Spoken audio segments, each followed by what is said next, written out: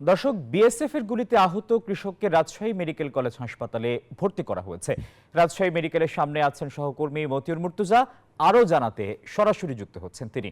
মুর্তজা, আহত কৃষকের শারীরিক অবস্থা নিয়ে কি জানিয়েছেন চিকিৎসকরা?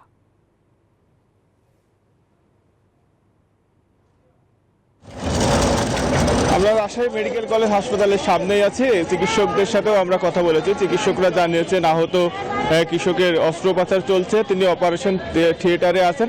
এখনো শেষ হয়নি তার অপারেশন, তবে এখন তার অবস্থা স্থিতিশীল, এখন আর কোনো আশঙ্কা নেই তার জীবন নিয়ে। আর এর আগে কিন্তু দুপুর 12টায় এই আহত কৃষক রাজশাহী মেডিকেল কলেজ হাসপাতালে এসে ভর্তি হন। তারপরে তাকে হাসপাতালের 2 নম্বর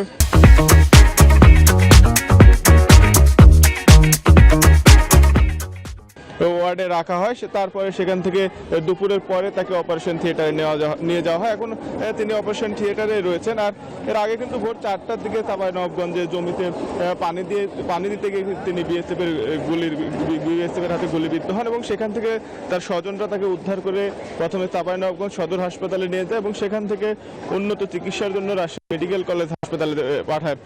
এবং এই হাসপাতালে আসার পরে যাবতীয় আনুষঙ্গিক কার্যক্রম শেষ করে তাকে হাসপাতালের 2 নম্বর ওয়ার্ডে রেফার করা এবং তারপরে কিন্তু চিকিৎসকরা তাকে অপারেশন থিয়েটারে নিয়ে যান দুপুরে। আমরা হাসপাতাল কর্তৃপক্ষের সঙ্গে কথা বলেছি, তারা জানিয়েছেন যে অপারেশন এখনো চলছে। অপারেশন শেষ হওয়ার পর হাসপাতাল কর্তৃপক্ষ তার স্বাস্থ্যের ব্যাপারে আরো বিস্তারিত আমাদের জানাবেন। এই ছিল রাজশাহী থেকে সর্বশেষ। মুর্তজা, আপনাকে ধন্যবাদ।